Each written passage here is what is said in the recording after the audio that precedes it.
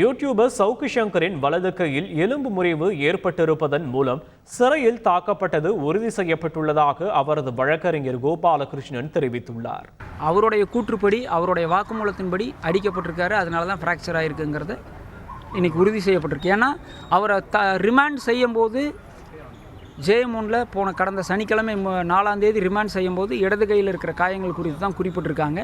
வலது கையில் எந்த காயம் இல்லைங்கிறது தெளிவாக இருக்குது. சிறைத்துறை மறுபடியும் தவறான ஒரு தகவல் சொல்லியிருக்காங்க.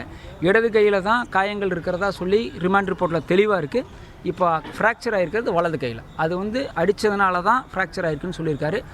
இப்போது அவங்க தாயார் இதுக்கான மேல் நடவடிக்கை எடுக்கிறதுக்கான இப்போ நம்ம போராடினது சிகிச்சைக்காக முதல்ல போராடலாம், அப்புறம் இந்த பாதிப்புக்குள்ளான நபர்கள் மீதான நடவடிக்கை குறித்து பின்னாடி பார்க்கலான்னு சொல்லியிருந்தோம். கண்டிப்பாக இந்த ஃப்ராக்சருக்கு காரணமானவங்க மேலே நடவடிக்கை எடுக்கிறதுக்கான ஸ்டெப்ஸ் அடுத்தது எடுக்கும். யூடியூப் சேனல்களை கட்டுப்படுத்த தகுந்த நேரம் இது என்று சென்னை உயர்நீதிமன்ற நீதிபதி கருத்து தெரிவித்துள்ளார்.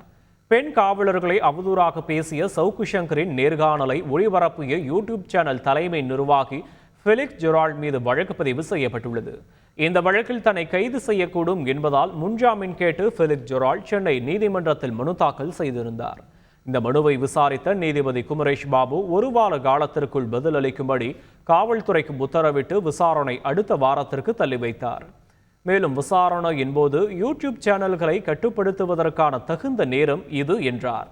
நேர்காணல் அளிக்க வருபவர்கள் அவதூறான கருத்துக்களை தெரிவிக்க தூண்டும் நேர்காணல் எடுப்பவர்களை முதல் எதிரியாக சேர்க்க வேண்டும் என்றும் நீதிபதி குமரேஷ் பாபு கருத்து தெரிவித்தார். செய்திகளை உடனுக்குடன் தெரிந்து கொள்ள உடனே சப்ஸ்கிரைப் பண்ணுங்க.